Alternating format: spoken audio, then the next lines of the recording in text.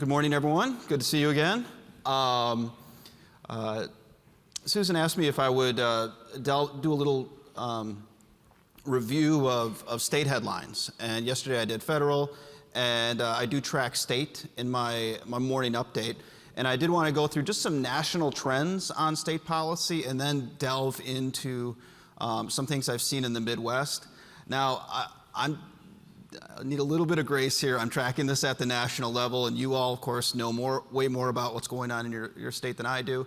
And in some cases, you all wrote these laws.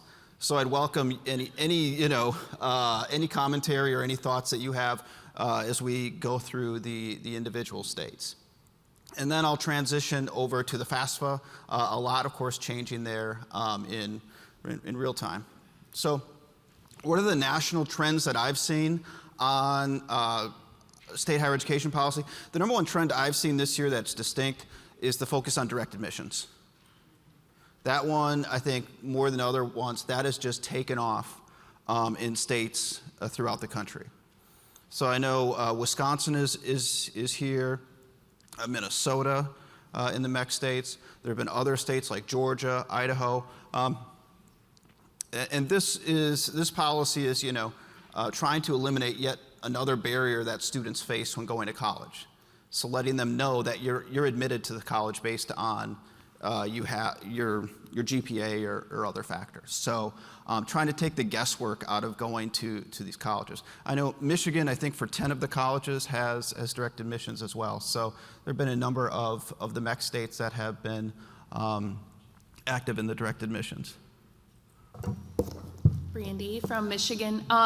Yes, so I represent the 2-year sector. Dan represents the public 4-year sector. I've obviously asked him the question, and the answer is no in Michigan, but I'm curious in the other states. Have any of your other states done this specifically with transfer students? So when the 10 regional universities said we're, automatically admitted if you have a 3.0, I asked immediately, what if you have an associate degree, you want to transfer with a 3.0, and they weren't willing to make that same announcement. Okay. Any responses to that?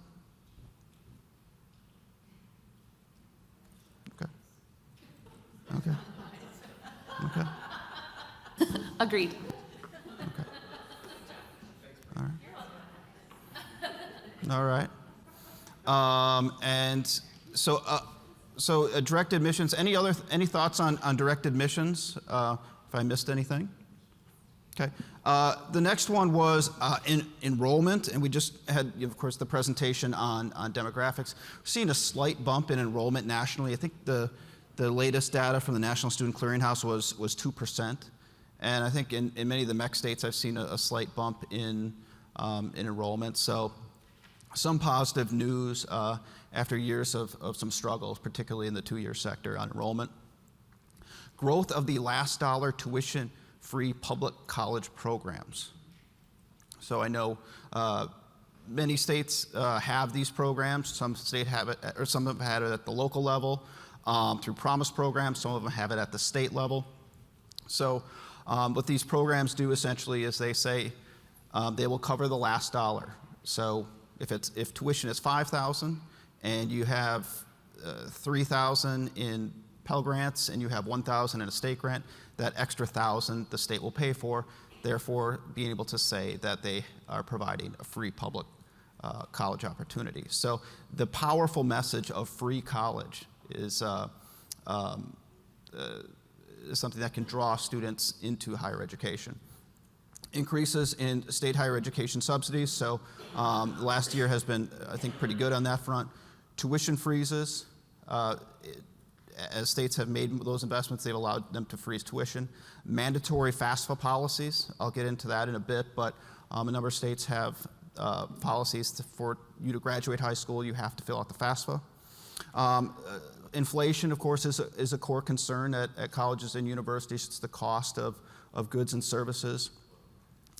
It weighs on university budgets. Another factors are restrictions and elimination of DEI programs, bans on transcript withholding, efforts to eliminate or limit tenure, and interest in addressing student basic needs. So those are just some themes that I've seen over the last year. And then we do put out from SHEEO our 2023 issues survey. So if any of you are SHEEOs in the audience, we have some of them in the audience. We just sent the survey for 2024. So we look forward to your responses on that. But the number one issue from the SHEEOs has been economic and workforce development as the top state policy issues, followed by teacher education and state financial aid. And so what I just draw from, I do my search every morning. I put this email out every morning with national and state policy headlines.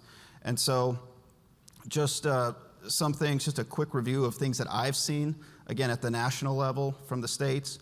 I saw Illinois is offering a test prep and a licensure prep for public university students. Enrollment increases. Task Force for Higher Education in Prison, I just got back from a meeting in Atlanta.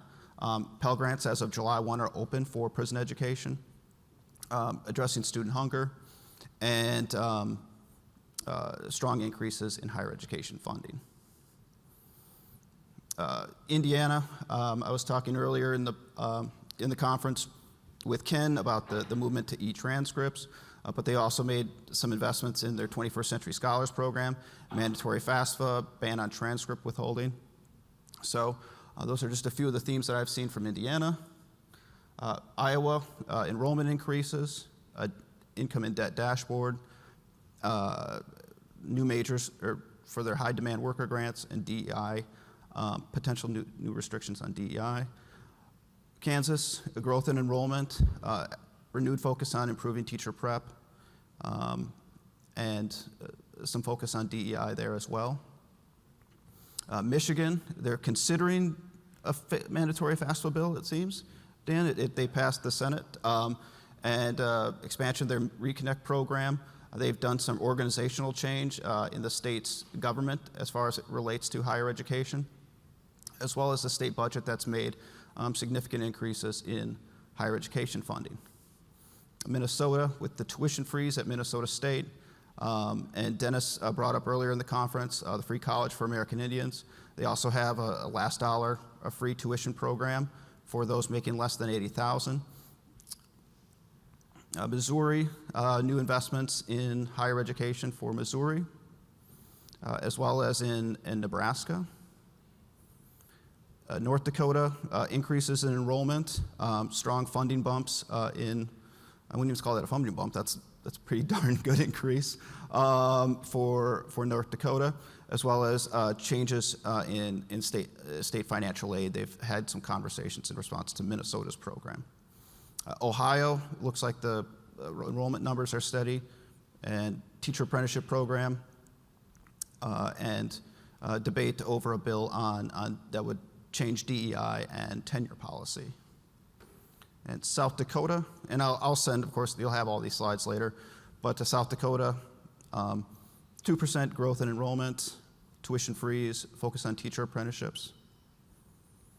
And then my home state of Wisconsin, with launch of direct admissions at the universities of Wisconsin and slight growth in enrollment.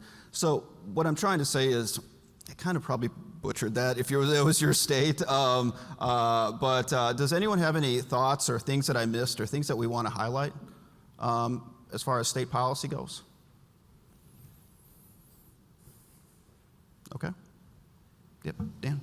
Hey, Dan from Michigan. I just would say, given what we've seen on migration and demographic challenges, the growth or flatlining of enrollment, and I would say related to that is increased investment by our state policymakers, and operating support and financial aid, I think, has a lot to do with enrollment. Yeah. So thanks to our policymakers. Yep. Jack?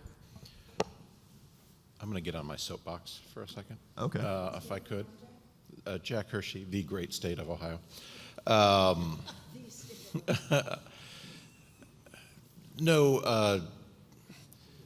I think we have a legacy in higher education of using enrollment reporting as our predominant guide of how well our institutions are doing.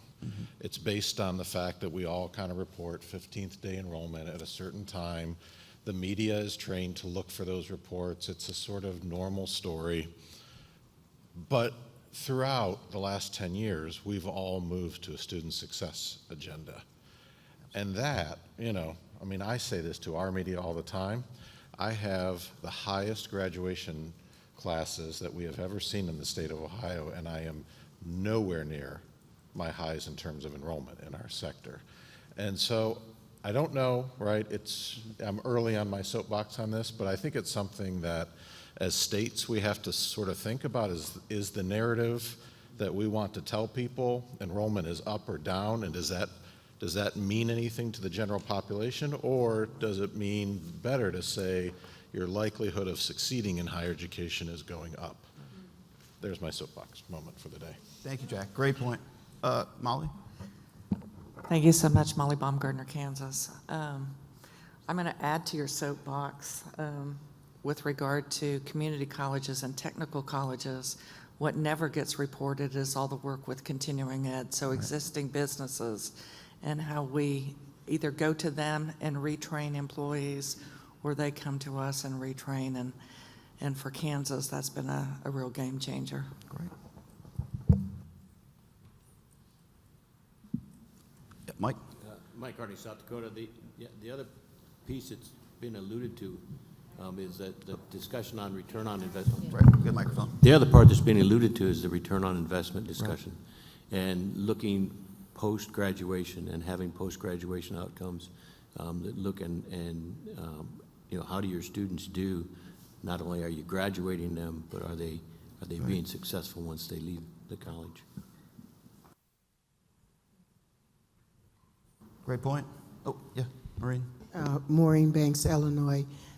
I think also a part of this is the wraparound services that are provided. And we all heard the grim news yesterday, but the wraparound services, they also kind of meld into success, student success. And the private 4 years are doing student success, and the two-year are also focusing on it, and I'm sure the state or the public institutions are as well. It's just a little harder to see because they're so big. But I think that's a really important point, is success by design. That if you come here, you are going to complete your degree, and the outcome is also another big piece of that. I always say that community colleges need to tell a better story. They need to tell their story better. All of higher ed needs to, really.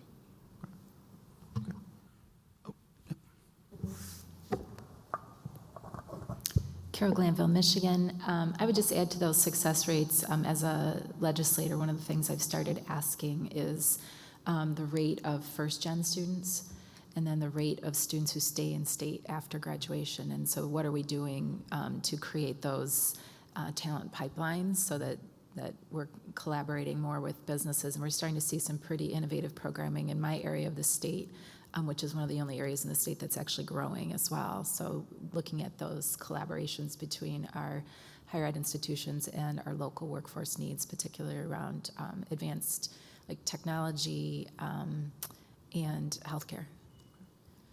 Okay, and Susan? I just want to make sure that we've got time for Are we going to the top of the hour? Or? You're until 10, yep. And we just want to make sure you have time for the Yep. FAFSA Yep. So, federal update. yep.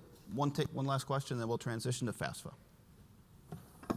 Yeah, and I'm happy for anyone to come talk to me if you have this same thing. This is, I don't know if you can answer this or if it's for other policymakers in other states, but our previous presentation talked about international students, and I'm just wondering, we hear a lot of pushback in terms of especially our public institutions. They are funded through tax dollars, so there's a little bit of kind of a, they don't really appreciate the outreach to international students. There are sometimes on some of our campuses some bad blood, let's say, and demonstrations or other things that are very frankly racist in response to it, and I wonder if that is something that other states see as well, and how do you talk to your constituents and tell the story that if we want to keep our institutions alive, we need those students, and also to tell the story of what they bring to the institution and how it does improve the education for our local state students. And I just wonder if that's a